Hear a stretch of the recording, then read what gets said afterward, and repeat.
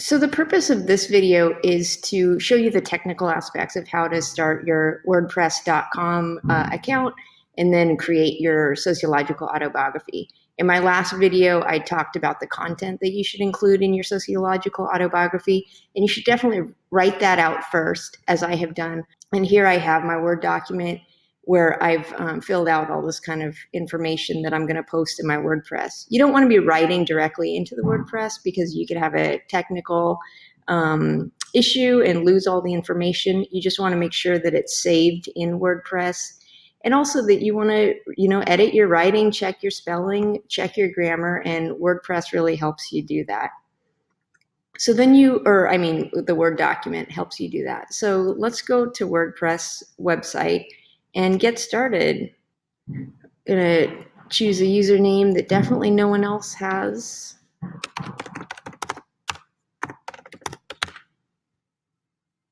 And create my account. All right, so I've created my account, and let's start a blog. So it just asks to give your blog an address. You can put in your name, you can put in the topic of the class, whatever. All right, so here we are in the WordPress, and I have my site. So you see up here it says resend verification email, and so you need to verify your email address before your website is actually launched. And this is an important step, of course. Students miss this step, and then they send me the wrong link to their website. So let's make sure we do that right now. So here I've found the activate my WordPress email. So I click here to confirm, and then it takes me back to the WordPress page. And now I'm ready to go. Okay, so let's look at some of the design attributes, themes. So we go down to themes here, and some of these themes cost money, some of them don't. So let's just find something that can work for our purposes here, something pretty basic. It is charging us. Activate this design for free. Activating theme. Customize site. So I clicked on customize site. So now I have a theme selected that will make all the pages appear, within that theme. Okay, so I'm just going to X out of this page here. And then it brings me to this home page for WordPress. And so you see here on the left-hand side, it says pages and posts. And so these create two different styles of posts on your WordPress. And so let's stick with pages. Okay, and so we want to click a blank one, I think, so that we can have a lot more control. Okay, so I just found here I can click on these three little dots on the right of the screen and go to switch to classic editor, which is the editor I am most familiar with. Oh yes, okay, so this is gonna help a lot then. So in the title, I'm just gonna write my name.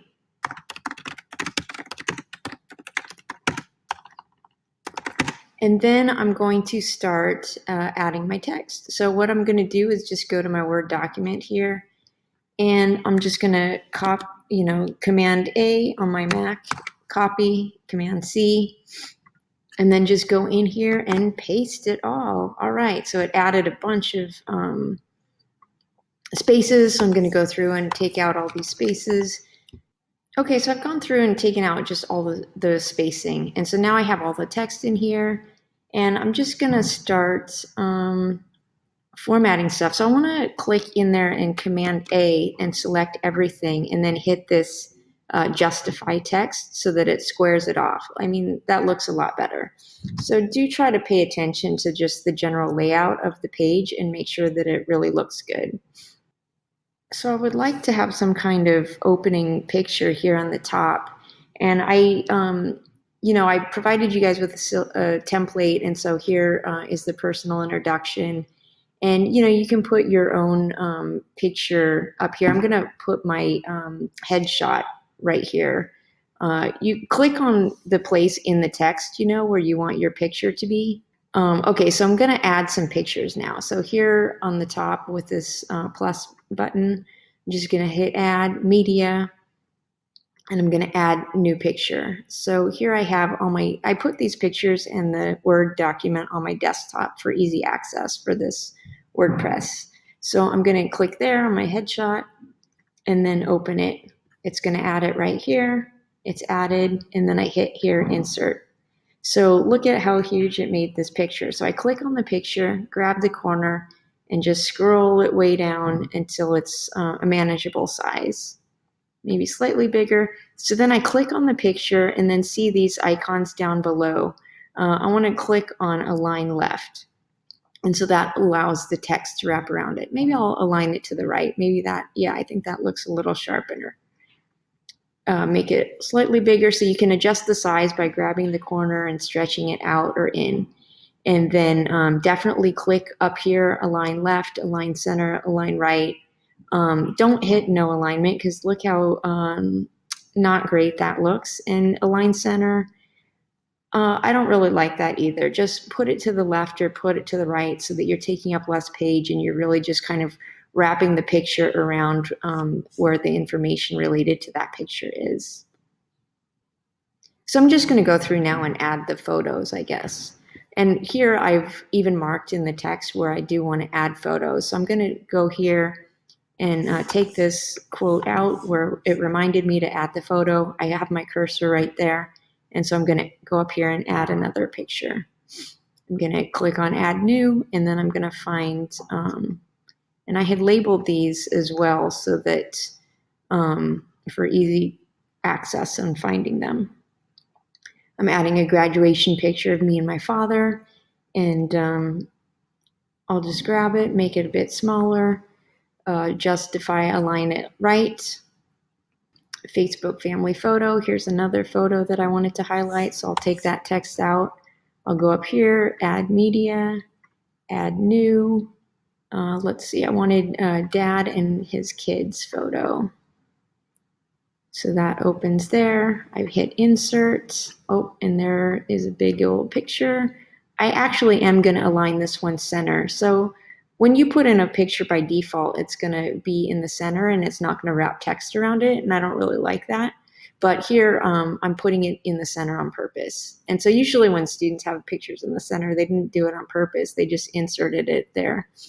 Let's see. Oh, I didn't mark here on my hometown, but I did have a picture of Spokane to post there. So I'm going to add new. Let's see. I got it under Spokane. Fancy photo. Of course, the town doesn't quite look that fancy. I'm going to shrink it a little bit, and then maybe I even will align this one centered as well, or let me check it out how it looks right. I think I'll align that center just because the photo kind of demands a larger size. So I'm just thinking about it now, and here for my deviant behavior class, I wanted to use the example of tattooing. And so I'm going to add a picture of me getting a tattoo, my back piece. So I'll just insert that. It's a large picture. I'll scale it way down. I'll scale it down so that it matches the size of the text. I'll have it wrapped. Yeah, so something like that. Yeah, because I'm going to add this link actually, and it's going to take up even less space. So I'll make it even smaller. Family, my mother. So I'll just, here in this paragraph, I talk about my mother and my father. Maybe I should find kind of a family portrait because I talk about their interracial marriage and being mixed race.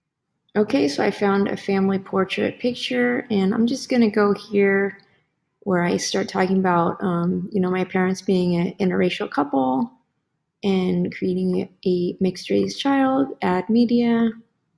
And this was the 80s. Big poofy hair was all the rage. Obviously, my mom had permed her hair and she permed my hair along with her. So it was quite horrifying, but many family portraits of the 80s